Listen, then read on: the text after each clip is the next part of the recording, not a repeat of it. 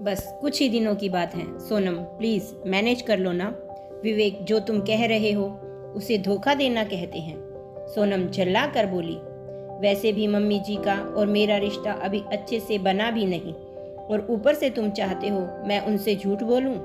सोनम नाराज होते हुए बोली, इसीलिए तो कह रहा हूँ मैनेज कर लो ना।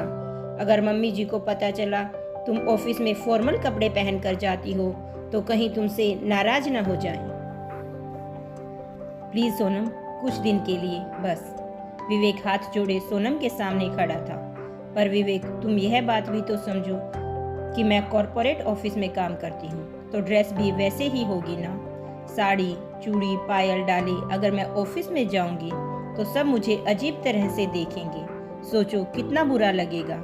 तुम उसकी चिंता मत करो सोनम, मैंने नेहा भाभी से बात कर ली है। तुम घर से साड़ी पहन कर जाना, रास्ते में नेहा भाभी के घर पर अपने कपड़े बदल लेना और फिर ऑफिस चली जाना और आते समय तुम अपने कपड़े भाभी के घर में चेंज करके आना। 2 दिन बाद विवेक की मम्मी रीमा जी भी वहां आ गई। सोनम को साड़ी चूड़ी और श्रृंगार में देखकर तो वह बहुत ही खुश हो गई और ढेर सारा प्यार और आशीर्वाद दे डाला। मैंने सोचा नहीं था कि तुम मुझे इस रूप में मिलोगी। मम्मी जी आप खुश तो है ना? विवेक ने माँ को उनका कमरा दिखाते हुए पीछे से गले लगाते हुए पूछा। हाँ बेटा, मैं बहुत खुश हूँ, पर तू यह सब कुछ क्यों पूछ रहा है? मम्मी जी, मैं जानता हूँ कि सोनम आपकी पसंद नहीं है, फिर भी मेरी खुशी के लिए आप और पापा दोनों तैयार हो गए सोनम को बहू के रूप में स्वीकार करने के लिए। और पापा आपके साथ क्यों नहीं आई? अरे विवेक, तुम्हें पता है ना, आदि का कॉलेज प्रोजेक्ट है और तुम तो जानते ही हो उसका कोई भी प्रोजेक्ट तुम्हारे पापा के बगैर कभी पूरा हुआ है जो आज होगा। प्रोजेक्ट के पूरा होते ही वे दोनों भी आ जाएंगे। मैं तो आ गई। मुझे तुम दोनों के साथ ज़्यादा वक्त गुजारने का मौका मिल रहा था तो मैं क्यों छोड़ती यह सुनहरा अवसर। घर में रीमा जी को सकारात्मक ऊर्जा का एहसास हो रहा था। सोनम और रीमा जी के साथ मिलकर खाना बनाते वक्त छोटी छोटी बातों से शुरू हुई उनकी बातें खत्म होने का नाम ही नहीं ले रही थी। शनिवार और रविवार तो ऐसे ही हंसी खुशी निकल गए। सोनम को मम्मी जी के साथ वक्त बिताना भी अच्छा लग रहा था, पर सोनम को सुबह सोमवार ऑफिस जाना था और कल सुबह सब कुछ कैसे मैनेज होगा उसे इस बात की चिंता भी थी। वह सुबह साड़ी बिंदी और पायल में सजकर ऑफिस जाने के लिए तैयार हो गई। रीमा जी सोनम को देखकर हंसने लगी।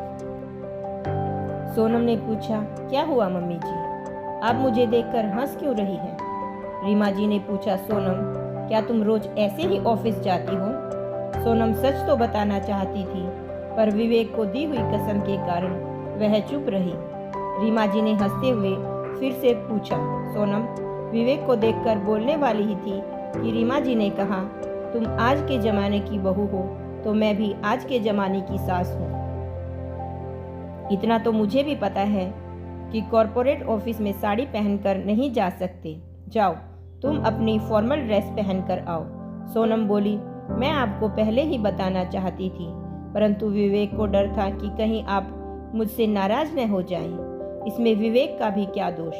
वह अपनी मम्मी जी को बेवजह नाराज नहीं करना चाहती थी। रीमा जी बोली, बेटा, और बदलते वक्त के साथ हम सबको भी बदलना चाहिए। अब जल्दी करो और अपनी फॉर्मल ड्रेस पहनकर आओ, नहीं तो आज ऑफिस के लिए लेट हो जाओगी। सोनम साड़ी को बदलकर कोट पैंट पहनकर आ गई। रीमा जी खुश होते हुए बोली, कितनी प्यारी लग रही हो तुम ऑफिस की ड्रेस में। सोनम बोली, मम्मी जी विवेक तो वैसे ही डर रहा था। विवेक और सोनम हंसते हुए रीमा जी के गले लग गए। सोनम को भी बहुत अच्छा लग रहा था रीमा जी को अपनी सास के रूप में पाकर। रीमा जी इतनी सरल और आधुनिक विचारों वाली थी। सोनम मन ही मन भगवान का धन्यवाद कर रही थी कि उसे ऐसी सुलझी हुई सास मिली है। दोस्तों, कहानी कैसी लगी कमेंट करके बताना। यदि पसंद आए तो चैनल को लाइक शेयर और सब्सक्राइब कर सकते हैं। देखने